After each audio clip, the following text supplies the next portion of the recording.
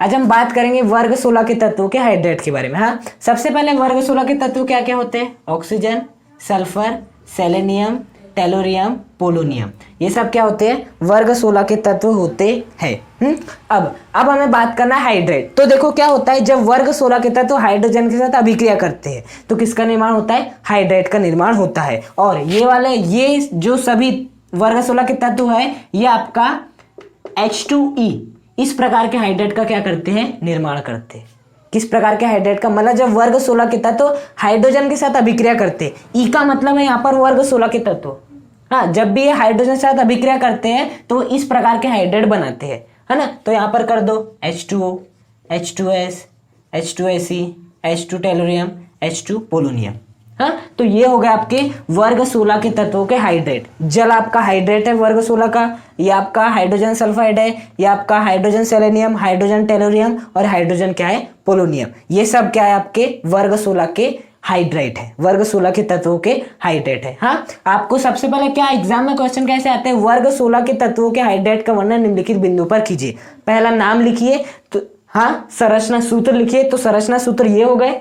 नाम लिखिए, आपको इन सब का नाम लिखना पड़ेगा। ये आपका जल है, ये आपका हाइड्रोजन सल्फाइड है, ये आपका hydrogen selenium, hydrogen tellurium, hydrogen polonium. उसके बाद कुछ गुण होते हैं, तापीय स्थायित्व, अपचायक सामर्थ्य, आपका बंध कोण बताना रहता है, वो सब कुछ बताना रहता है। हाँ, तो ये तो हमने देख लिया हाइड्रेट और उनके सूत्र क्या क्या होते हैं। अब हम क्या देखेंगे?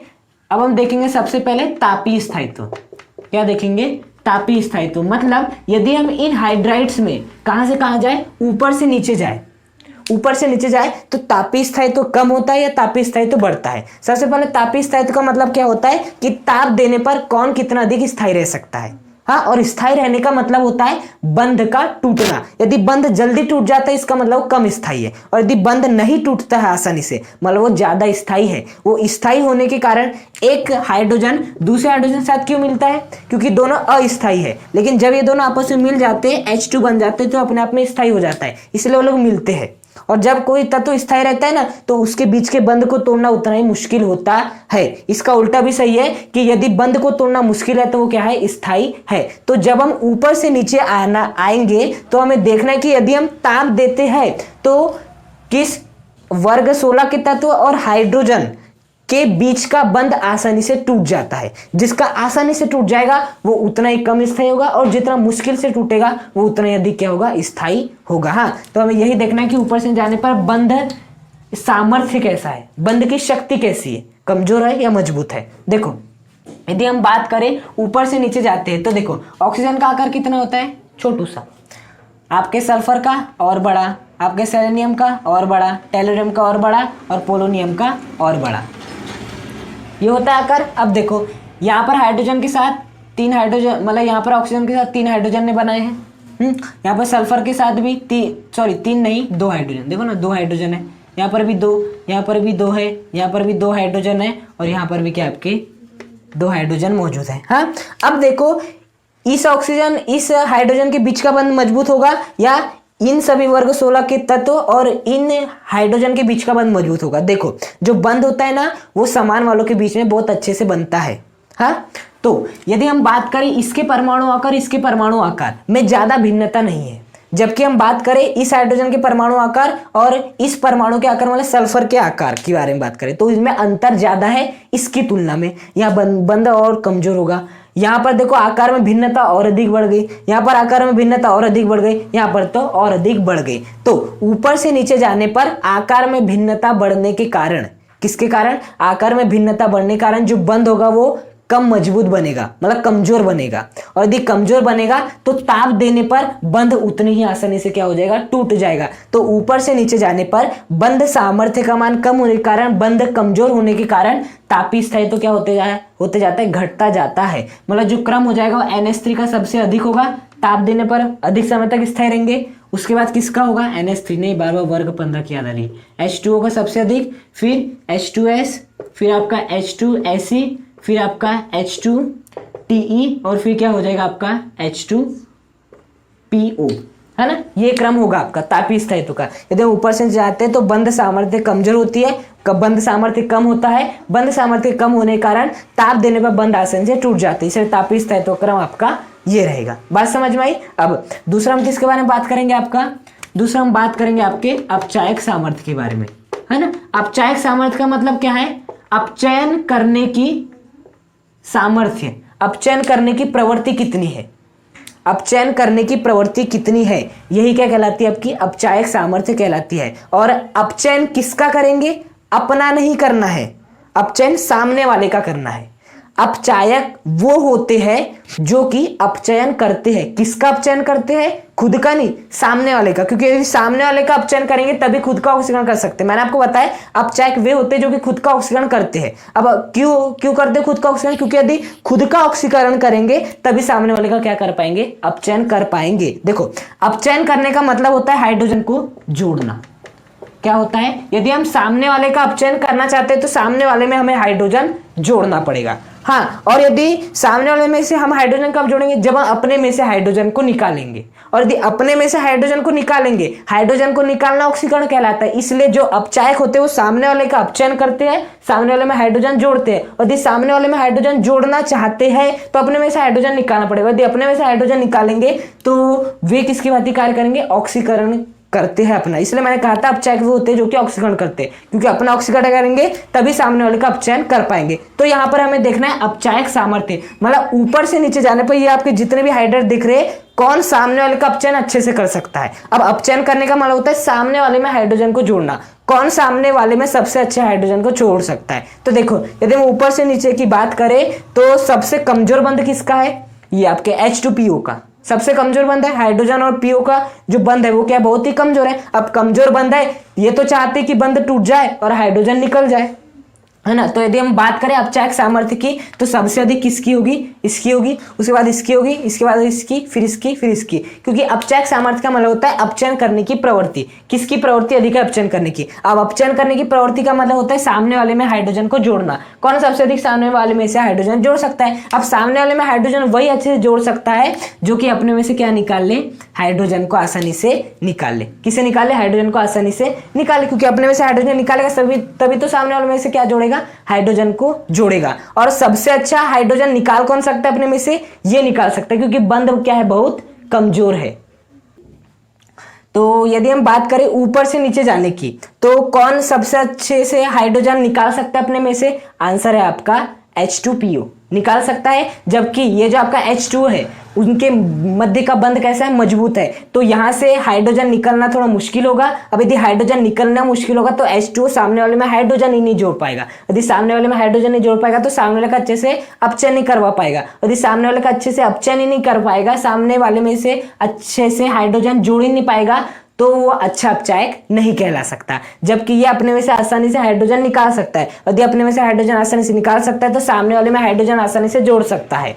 हाँ, और ये अपने में से क्यों निकाल सकता है, क्योंकि बंध क्या है, बहुत ही कमजोर है। तो यदि हम बात करें अपचायक पावर की, अपचायक सामर्थ्य की, तो सबसे अधिक किसकी होती है, H2PO, फिर उसके बाद आपके H2TE, फिर उसके बाद H2SE, उसके बाद H2S, और उसके बाद किसकी होती है, आपके H2O की होती है।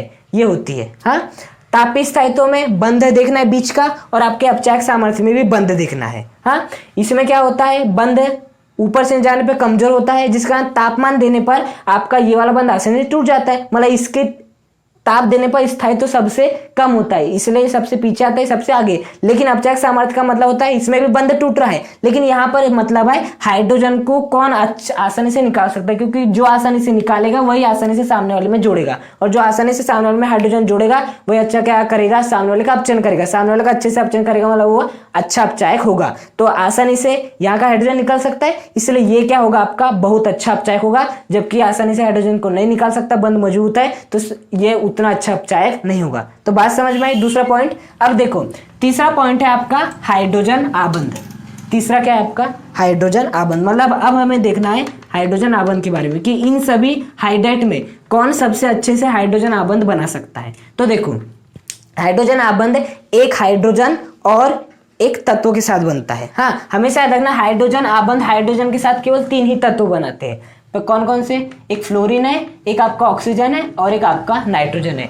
हाइड्रोजन के साथ बनता है हमेशा हाइड्रोजन बंध, और हाइड्रोजन किसी तत्व के साथ क्या बनाता है, हाइड्रोजन बंध बनाता है। और वो जो तत्व है वो केवल 3 ही है, एक फ्लोरीन, ऑक्सीजन, नाइट्रोजन। इन्हीं 3 तत्वों के साथ आपका हाइड्रोजन बंध का निर्माण करता है। अब बताओ यहाँ पर फ्लोरीन है, नहीं है, आपका नाइट्रोजन है, वो भी नहीं, लेकिन यहाँ पर ऑक्सीजन है।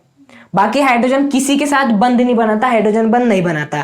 तो इन सभी हाइड्रेट में केवल H2 ही ऐसा है जो कि क्या बनाता है, हाइड्रोजन बंध का निर्माण करता है। तो आपको लिख देना है कि H2O में ऑक्सीजन की विद्युत ऋणात्मकता उच्च होने के कारण इन सभी तत्वों की विद्युत ऋणात्मकता बहुत उच्च है, और इन सभी तत्वों का आकार भी बहुत छोटा है। तो उच्च विद्युत ऋणात्मकता तथा आकार बहुत छोटा होने के कारण ऑक्सीजन क्या बनाता है, हाइड्रोजन साथ हाइड्रोजन बंध का निर्माण करता है। जबकि अन्य हाइड्रेट का आकार भी बड़ा होता है, इनकी विद्युत ऋणात्मकता भी कम होती है, जिस कारण हाइड्रोजन आबंध का निर्माण नहीं करते हैं। हाँ, हाइड्रोजन बंध आपका बनता कैसे, देखो H2 क्या होता है आपका, ये H, ये दूसरा H, ये आपका H रहता है, ये आपका ऑक्सीजन रहता है, ये आपका H रहता है। ये वाले हाइड्रोजन इसके बंध क्या बन जाता है, बंध बन जाता है। तो कौन सा बन गया, हाइड्रोजन बंध। लेकिन आपको ऐसा कभी इसमें नहीं देखने मिलेगा, आपके सल्फर में ऐसा नहीं होगा कि ये वाला सल्फर रहेगा और आपका ये भी आपका H2S है, ये भी आपका H2S है। ऐसा कभी नहीं होगा कि ये वाला सल्फर इस हाइड्रोजन के साथ बंध बना ले, क्योंकि हाइड्रोजन चाहता है कि मेरे सामने वो आए जिसकी विद्युत ऋणात्मकता भी उच्च हो और आकार भी छोटा हो, जो सल्फर के पास नहीं है। तो इन सभी हाइड्रेट में केवल और केवल आपका H2 ही क्या बनाता है, हाइड्रोजन बंध का निर्माण करता है। कारण क्या है, ऑक्सीजन की उच्च विद्युत ऋणात्मकता और आकार का क्या होना, छोटा होना बहुत। हाँ, अब देखो हम अगली बार डिस्कस करते गलनांक एवं क्वथनांक के बारे में। नेक्स्ट पॉइंट क्या आपका, गलनांक व क्वथनांक। देखो गलनांक एवं क्वथनांक का मतलब होता है हम एक अणु और दूसरे अणु के बंध को देखना रहता है। गलनांक क्वथनांक का मतलब होता है एक अणु और दूसरे अणु के बीच का बंध कैसा है। और यदि हम बात करें, गलनांक का मतलब होता है गलाना, गलाने के लिए जो भी तापमान देना पड़ता है। क्वथनांक का मतलब होता है उबालना, क्वथन करना, उबालना। हाँ, तो देखो जैसे कि आपका ये ठोस है, ये ठोस आपका। अब यदि मुझे क्या करना है, गलाना है, तो क्या करना पड़ेगा, जब ये गलेगा तो कौन सी अवस्था में आ जाएगा, गलित अवस्था में आ जाएगा ना। किस में अवस्था में आ जाएगा, गलित अवस्था का मतलब होता है जब प्लास्टिक को जलाना ना, तो वो जो अवस्था में आएगा वो होती है गलित अवस्था। हाइड्रोजन, कभी प्लास्टिक को जला के देखना, वो होती है गलित अवस्था जब आप जलाते हो। तो उसमें होता क्या है, एक प्रकार से आपका जो ठोस रहता है पदार्थ वो द्रव में बदलता है। और बताओ ठोस में मजबूत बंध होता है कि द्रव में, ठोसों में मजबूत बंध होता है, द्रवों में क्या होता है और भी कमजोर होता है ना। तो गलनांक का मतलब हो गया कि हमें ठोस को द्रव में बदलने के लिए जो भी तापमान देना पड़ता है। अब देखो ठोसों के बीच का बंध कैसा होता है, मजबूत होता है, जबकि यदि मैं बात करूं द्रव के बीच का बंध क्या होता है, कमजोर होता है। तो यहां से एक प्रकार से हम जब गलनांक की बात करेंगे तो हमें क्या देखना है कि हम बंध को किस प्रकार से तोड़ सकते हैं। यदि बंध को तोड़ना आसान हो तो जल्दी वो द्रव में बदल जाएगा, जल्दी पिघल जाएगा। हाँ, और यदि बंध को तोड़ना आसान नहीं हुआ तो क्या जल्दी हो पाएगा, नहीं हो पाएगा। और यदि जल्दी वो पिघल नहीं पाएगा तो उसका गलनांक भी क्या हो जाएगा, उच्च हो जाएगा। हाँ, यदि पिघलने के लिए ज्यादा तापमान देंगे तो गलनांक उच्च, यदि कम तापमान देंगे तो गलनांक निम्न। उसी प्रकार से क्वथनांक का मतलब क्या होता है, जो आपका ठोस है उसे सबसे पहले आपको द्रव में बदलना पड़ेगा। बर्फ को,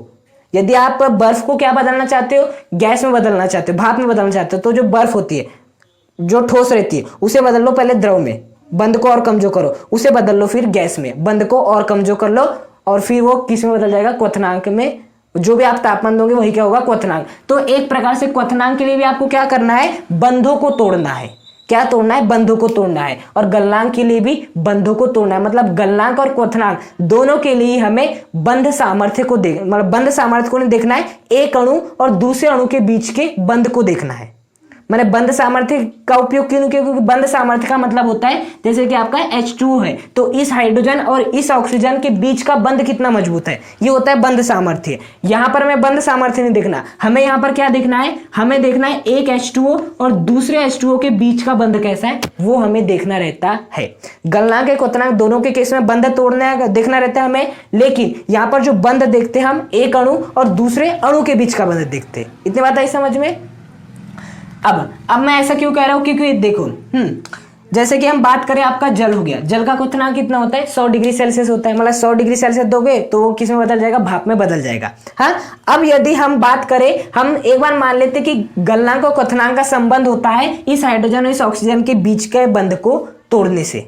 हाँ, तो देखो जब हम क्या करते, गर्म करते 100 डिग्री सेल्सियस आ जाता, तो जब ऑक्सीजन गैस में बदलता ना, तो कौन कौन सी गैस मुक्त होती है आपकी, हाइड्रोजन गैस मुक्त होती, और आपकी कौन सी गैस मुक्त होती, ऑक्सीजन गैस मुक्त होती ऑक्सीजन गैस मुक्त। लेकिन क्या ऐसा होता है, नहीं होता। जब आप जल को गर्म करते हो तो केवल आपकी भाप बनती है, उसमें हाइड्रोजन भी मिक्स रहती है और ऑक्सीजन भी मिक्स रहती है आपका। हाँ, तो हमेशा जब भी आप गलनांक क्वथनांक की बात करोगे तो एक अणु और दूसरे अणु के बीच का बंध को देखोगे। हाँ, तो यहाँ पर हमें कितने प्रकार के हाइड्रेट है, 5। एक आपका H2 है, एक आपका H2S है, एक आपका H2Se है, एक आपका H2T है, और एक आपका H2PO है। तो हमें एक H2O और दूसरे H2O के बीच का बंध देखना है, हमें एक H2S और दूसरे H2S के बीच का बंध देखना है, हमें एक H2Se दूसरे H2Se के बीच का बंध देखना है, हमें एक H2Te और दूसरे H2Te के बीच का बंध देखना है, हमें एक H2PO और दूसरे H2PO के बीच का बंध देखना है। क्यों, कैसा है। हाँ, तो हम सभी जानते हैं एक हाइड्रोजन दूसरे हाइड्रोजन के बीच में कौन सा बंध पाया जाता है,